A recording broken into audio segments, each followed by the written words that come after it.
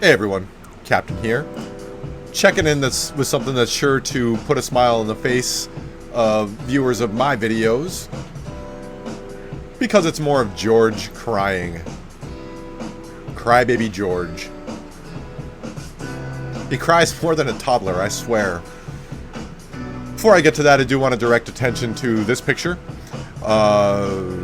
He is looking particularly greasy in this one. And I mean, yes, he does typically look greasy. But in this one, it's almost as if someone smeared a whole jar of Vaseline on him. That's how greasy he looks. Just grubby, dirty, disheveled. He's got... looks like he hasn't shaved in a good several days. And... most curious of all is, look at his left eye. He's got a skull-roving left eye. It's like way up there compared to his right eye. Like he's deformed. What a beastly creature he is. Now, moving on to what I really wanted to talk about is Meth was kind enough to share these screenshots in the Discord, and I thought probably worth talking about a little bit because some of my viewers aren't in the Discord. So Kevin posted and said, "I'm driving down I-95 and hungry. Now, do I stop at one of the many fast food drive-thrus I'm boycotting, or do I try again at the next exit ramp 45 miles away?" And of course, Watt, being the genius that he is, didn't understand the joke, so Kevin went on to explain, "It's a joke, Watt. All of my friends know I don't drink, smoke, or eat garbagey fast food. I'm a health nut, the antithesis to GG. To me, my culinary habits are fruits, vegetables, lean meats, grains, black coffee, pure water, and lots of exercise. I think I look good for a 77-year-old man. Ha ha." And once again, Watt fails to get the joke. Kevin doesn't bother to explain, and then George chimes in. "You keep with that tired old dog tag to make the insinuation that I'm fat with all of your diarrhea about what you eat. Eat your figs and twigs and I'll still outlive you." Now this is the height of delusion.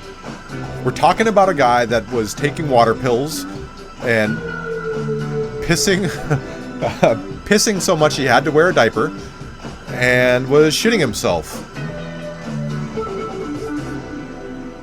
I'm pausing deliberately because how could anybody be so unhinged to think that they're healthy when they're wearing a diaper and pissing themselves, and they've got this his gunt dong sticking out like a weather vane, and yet he thinks he's going to outlive Kevin? This isn't the first time we've heard this. He always pulls out this tired page from his tallow-encrusted tome that he's somehow magically just going to live, when really, with the way things are going, he's going to be lucky to last another 10 years.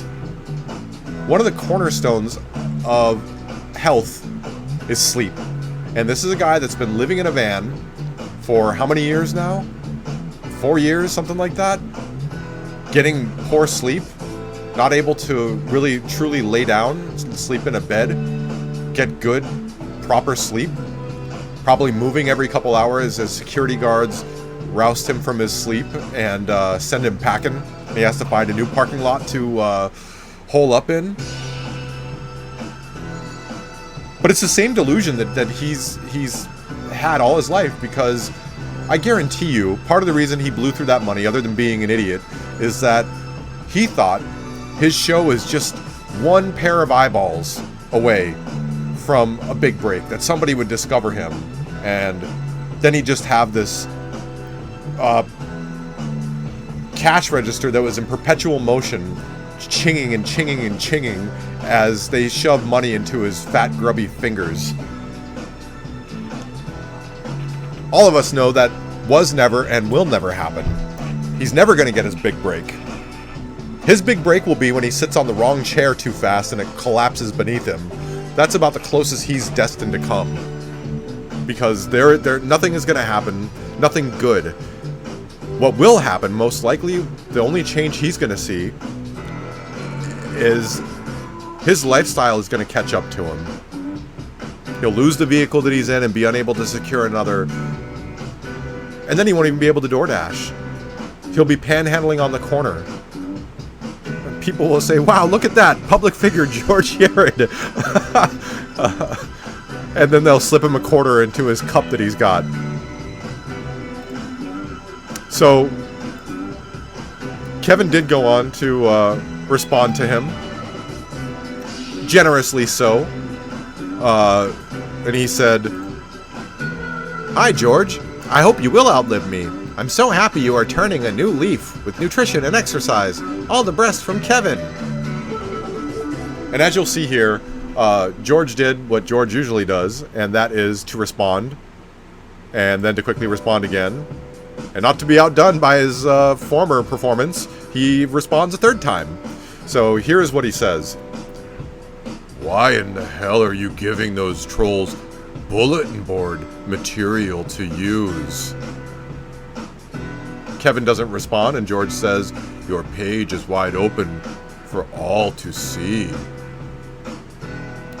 And then George makes the hilarious joke, "I've been working out with weights all of my life, so your original joke fizzled out like flat soda." Now, big shocker, the obese man makes a reference to soda. Something I'm pretty sure he loves to drink as he shovels quarter pounders into his fat gullet.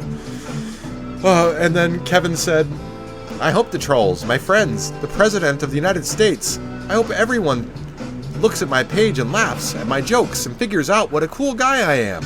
If they still hate me, then I tried my best. You gotta put yourself out there, GG, not hide in the shadows." Damn. That was like an uppercut to George's many chin jaw. Calling him out for being a coward and hiding. Because he hid all during GoonCon. The guy that begged people to meet him, that swore he wanted to fight Yanks, who was in town and in a place where George easily could have tracked him down. Boston was there. Lewis was there. Tony was there. All these people that George desperately hates and would love to smash to smithereens. And he tucked his curly pigtail between his legs and hid. Ran away, hid in the shadows. Kevin has more balls than he does. Watt has more balls. Roger has more balls than he does. Roger tried to put hands on them. Roger did get into a scuffle. Roger could take out his nuts and put them right on Gigi's forehead, and Gigi would do nothing. He'd probably turn and run.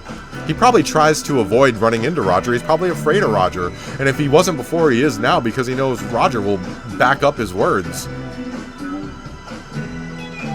Anyhow, George did have one final comment.